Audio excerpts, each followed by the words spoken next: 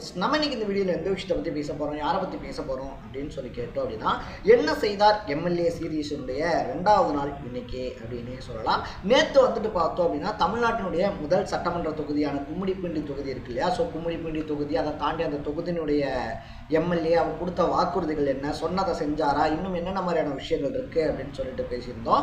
இன்னைக்கு வந்துட்டு பார்த்தோம் அப்படின்னா 2வது சட்டசபை தொகுதியை பற்றி பேச போகிறோம் அப்படின்னே சொல்லலாம். அந்த வகையில் பார்க்கும்போது வந்துட்டு ரொம்பவே முக்கியமான தொகுதிகளில் ஒன்றா இருக்கக்கூடிய பொன்னேரி தொகுதி அப்படின்னே சொல்லலாம். திருவள்ளூர் மாவட்டத்தை பொறுத்த வரைக்கும் கிட்டத்தட்ட 10 தொகுதிகள் இருந்தாலும் கூட அதில் 2 தனி தொகுதிகள் இருக்குது. அதில் ரொம்ப முக்கியமானது அப்படின்னு சொல்லி எடுத்துக்கிட்டோம் அப்படின்னா அது இந்த பொன்னேரி தொகுதி அப்படின்னு தான் சொல்லுவோம். ஏன்னா அதிகப்படியான தொழிற்சாலைகளாக இருந்தாலும் சரி, துறைமுகங்களாக இருந்தாலும் சரி, அதை தாண்டி வந்துட்டு அதானியினுடைய எல்என்டி துறைமுகம் அப்படின்னு சொல்லிட்டு எக்கச்சக்கமான நிறுவனங்கள் இங்கே இருக்குது அப்படின்னே சொல்லலாம். அதனால எக்கச்சக்கமான பாதிப்புகள் அப்படின்றதும் கூடவே இருக்கு. அந்த தொகுதி மக்கள் கிட்ட கொடுக்கப்பட்ட வாக்குறுதிகள் என்ன, அதை தாண்டி அந்த மக்களுடைய எதிர்பார்ப்புகள் அப்படின்றது என்ன, இது ரெண்டையுமே வந்துட்டு பார்த்தோம் அப்படின்னா அந்த தொகுதியினுடைய எம்எல்ஏவா இருக்கக்கூடிய துரை சந்திரசேகர் செஞ்சாரா இல்லையா, அவர் வின் பண்ண விதம் எப்படி இருந்துச்சு அப்படின்னு சொல்லி தான் இந்த வீடியோ நம்ம பேச போறோம்.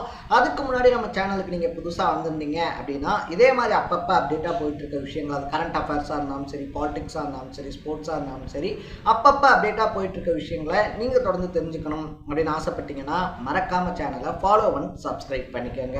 ஸோ ஃபர்ஸ்ட் ஆஃப் ஆல் வந்துட்டு பார்த்தோம் அப்படின்னா பொன்னேரி தொகுதி இருக்கு இல்லையா, அந்த 2021 அந்த கணக்கெடுப்பின்படி வந்துட்டு பார்த்தோம் அப்படின்னா 2,67,673 ஓட்டுகள் அப்படின்றது இருந்துருந்துச்சு. அதுல வின் பண்ண துரை சந்திரசேகர் இருக்கார் இல்லையா, அவர் 94,528 ஓட்டு வாங்கியிருந்தாரு. அவரை எதிர்த்து அதிமுக சார்பில் போட்டியிட்ட பலராமன் 84,839 வாக்குகள் வாங்கியிருந்தாரு.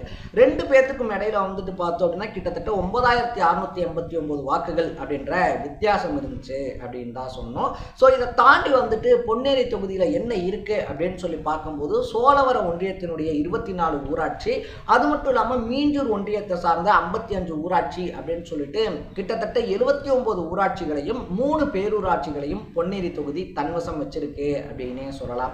ஸோ என்ன மாதிரியான தேர்தல் களம் அங்கே இருக்கு அப்படின்னு சொல்லி பார்க்கும்போது கிட்டத்தட்ட 15 அரசியல் பொது தேர்தல்கள் அப்படின்றத பொன்னேரி தொகுதி பார்த்துருக்கு அப்படின்னே சொல்லலாம். அதில் எதிரெதிர் துருவங்களாக இருக்கக்கூடிய அதிமுக அண்ட் திமுக மட்டும் தன்னிச்சையாக வந்துட்டு பார்த்தோம் அப்படின்னா தேர்தல் சமயங்களில் 7 டைம் ஏடிஎம்கேவும் 4 டைம் டிஎம்கேவும் ஜெயிச்சிருக்காங்க. பட் லாஸ்ட் டைமில் வந்துட்டு பார்த்தோம் அப்படின்னா காங்கிரஸை சேர்ந்த துரை சந்திரசேகர் வின் பண்ணியிருந்தாரு அப்படின்னு தான் சொல்லணும். ஸோ அதிமுக தொடர்ந்து 4வது டைமாக வந்துட்டு பொன்னேரி தொகுதியை கைப்பற்றுமா அப்படின்ற எதிர்பார்ப்புகள் இருந்த நிலையில் அதை துரை சந்திரசேகர் உடச்சி எம்எல்ஏ ஆயிருந்தாரு அப்படின்னே சொல்லலாம். பொன்னேரி தொகுதியை பொறுத்த வரைக்குமே காமராஜர் துறைமுகம், வட சென்னையினுடைய அனல் மின் நிலையம், அது மட்டும் இல்லாமல் வள்ளூர் அனல் மின் நிலையம், இந்தியன் ஆயில் கார்பரேஷன் இருக்கு இல்லையா, அதனுடைய சமையல் எரிவாயு நிரப்பக்கூடிய தொழிற்சாலை, அதானியினுடைய எல்என்டி நிறுவனம் அப்படின்னு சொல்லிட்டு பல தொழிற்சாலைகளை தாங்கிட்ட வச்சிருக்கு அப்படின்னே சொல்லலாம். ஸோ இந்த தொழிற்சாலைகளில் வந்துட்டு பார்த்தோம் அப்படின்னா அதிகப்படியான விவசாயிகள் இந்த தொழிற்சாலைகளால தங்களுடைய நிலங்களை இழந்திருந்தாங்க அப்படின்றதும் குறிப்பிட்டாக வேண்டிய ஒரு விஷயம். ஏன்னா இந்த எல்என்டி நிறுவனம் இருக்கு இல்லையா, அந்த நிறுவனத்துக்காக வந்துட்டு பார்த்தோம் அப்படின்னா பல விவசாயிகள் அவங்களுடைய விளை நிலங்கள் அப்படின்றத கொடுத்திருந்தாங்க. ஸோ அப்படி விளை நிலங்களை கொடுத்ததுக்கு அப்புறமா வந்துட்டு பார்த்தோம் அப்படின்னா வாழ்வாதாரம் இல்லை அப்படின்னு சொல்லிட்டு அவங்க போராடிக்கிட்டு இருந்தாங்க அப்படின்னே சொல்லலாம்.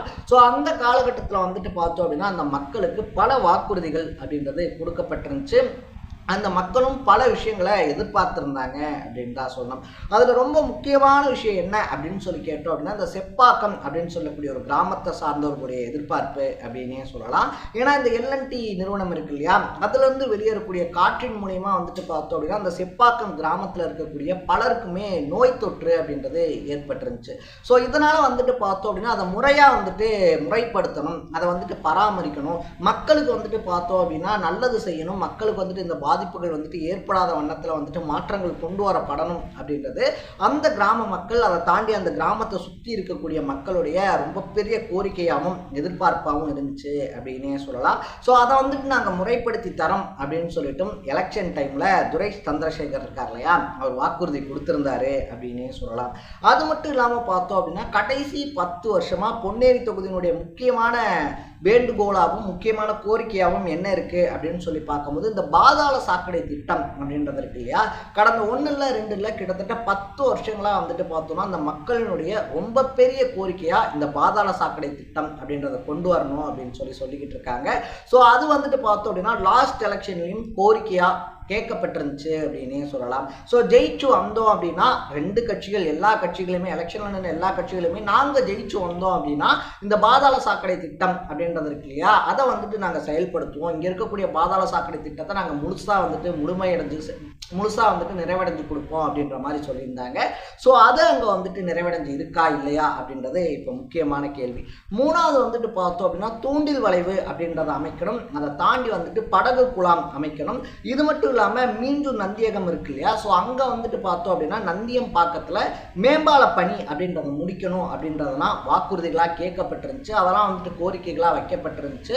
ஜெயிச்சு வந்தால் பண்ணுறோம் அப்படின்னு சொல்லிட்டு துரை சந்திரசேகரன் சொல்லியிருந்தாரு அப்படின்னு சொல்லலாம். ஸோ இந்த இதை தாண்டி வந்துட்டு பார்த்தோம் அப்படின்னா அங்கே நெல் பயிர் இருக்கு இல்லையா, நெல்லினுடைய உற்பத்தி அப்படின்றது ரொம்ப அதிகம் அப்படின்றதுனால நிரந்தர நெல் கொள்முதல் நிலையம் அப்படின்றத அமைச்சு தரணும் அப்படின்ற கோரிக்கையும் வைக்கப்பட்டிருந்துச்சு. ஸோ இப்போ வந்துட்டு பார்த்தோம் அப்படின்னா இந்த புயல் காலத்தில் நெல் கொள்முதல் நிலையங்கள் என்ன லட்சணத்தில் செயல்பட்டுக்கிட்டு இருக்கு அப்படின்றத மீடியாஸ் மூலியமா நம்ம தெரிஞ்சுக்கிட்டு இருக்கோம். 2021 நிரந்தர நெல் கொள்முதல் நிலையம் இருக்கு இல்லையா, அதை அமைச்சு தரணும் அப்படின்னு கேட்டிருந்தாங்க.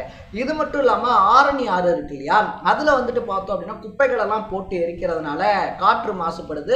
ஸோ அந்த மாதிரி பண்ணக்கூடாது, அதுக்கு வந்துட்டு ஒரு முறையான நடவடிக்கை எடுக்கணும். இது எல்லாத்தையும் தாண்டி பொன்னேரியை தனி மாவட்டமாக உருவாக்கணும் அப்படின்னு கேட்கப்பட்டிருந்துச்சு அப்படின்னு தான் சொல்லணும். இதெல்லாம் தான் பொன்னேரி தொகுதியில் மிக முக்கியமாக கேட்கப்பட்ட வாக்குறுதிகள், மிக முக்கியமாக சொல்லப்பட்ட வாக்குறுதிகள் அப்படின்னே சொல்லலாம்.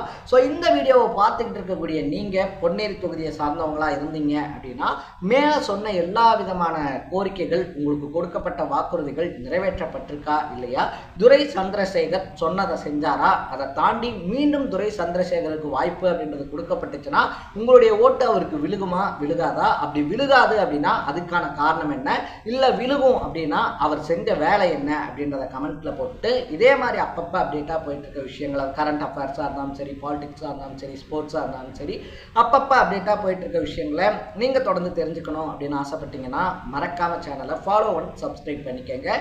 நாளைக்கு வேறொரு எம்எல்ஏ வேறொரு தொகுதியோட சந்திக்கலாம். Tata, bye by.